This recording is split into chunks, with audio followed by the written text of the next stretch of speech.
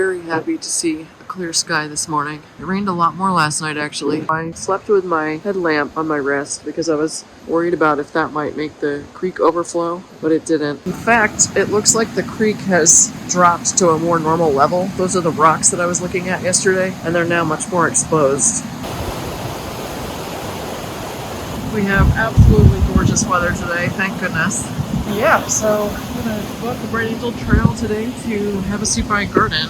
It's going to be a really short hike. Let's see if I can get there before noon. Once again, I've gotten going really late. It's 9:30, not sure what's wrong with me. Serious hikers will wake up before dawn and get going by sunrise. I have not been doing that on this trip. I don't know, I've just been taking my time and enjoying myself. And I'm not really accountable to anyone, and I don't have that far to hike, so I don't know. I guess I've just been lounging about.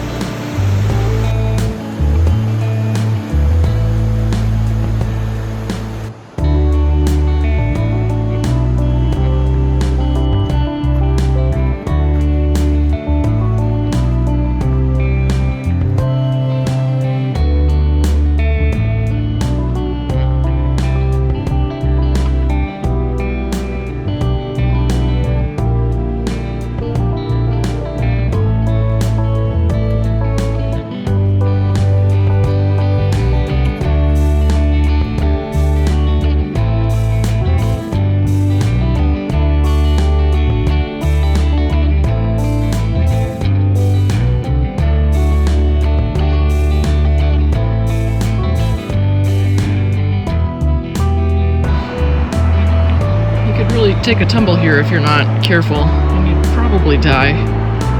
It's not a super narrow trail, but it's still good to pay attention.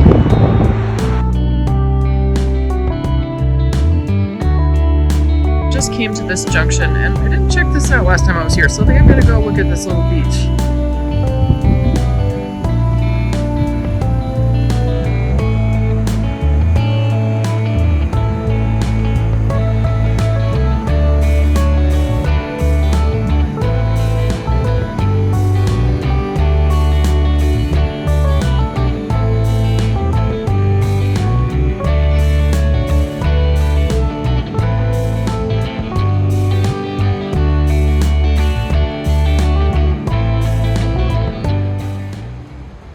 The swallows are having their morning snack, so I'm going to sit here and do the same.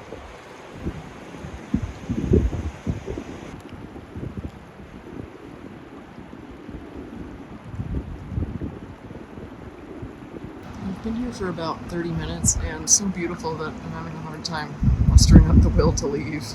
I'm honestly not the most diligent hiker. I like hiking, but I also like to enjoy scenery and just enjoy looking at nature, which means I'm not going to be hiking 25 miles in a day because I stop too much.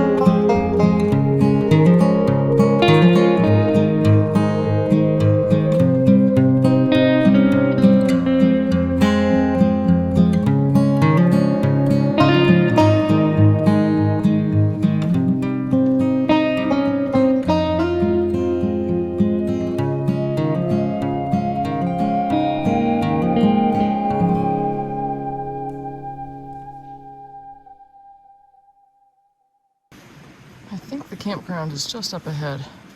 You know you're getting closer to the top when you see these signs.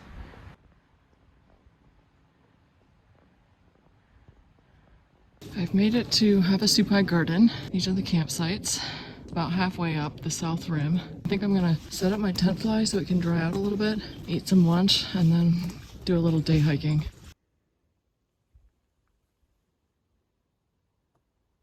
I've left the campground and I'm now walking toward the Tonto West Trail. On this plateau, there's very different kinds of plant life than there were either at the top or the bottom. I think, according to my plant guide, the cacti here are pancake pear as opposed to the prickly pear because these are more upright. They have more of a almost tree-like formation. Here's a good example of one. This one looks like a prickly pear because it's lower to the ground and more spread out.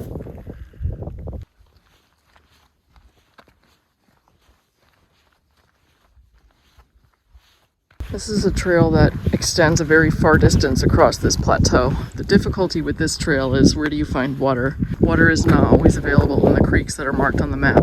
If you were to hike on this trail, you'd have to load up probably on water either at Havasupai Garden or this goes out to Hermit Rest on the other side in Hermit Creek. And then sometimes there's water in the little creeks in between, but not always.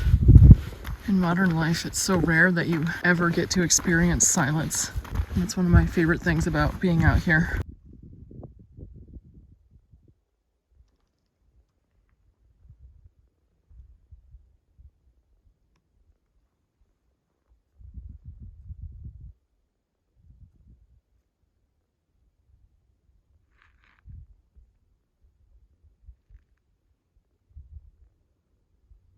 You can tell how few people walk on this one just by how narrow the footpath is. There are definitely footprints and holes from people's trekking poles, but much less trafficked than those corridor trails.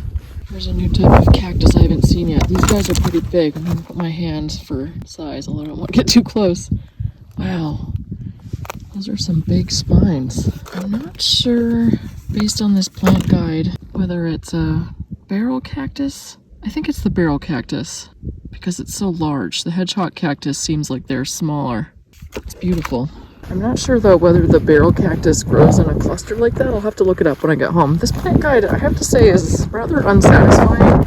I feel like I've definitely seen plants that are not in it. I feel like there's not quite enough information to be sure. So I'm glad I brought it, but it feels like it's not the most comprehensive. Of course, I wouldn't be able to lug something comprehensive with me because then it would be too heavy.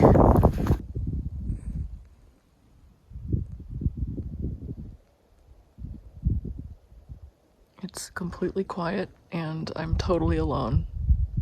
Two of my favorite things.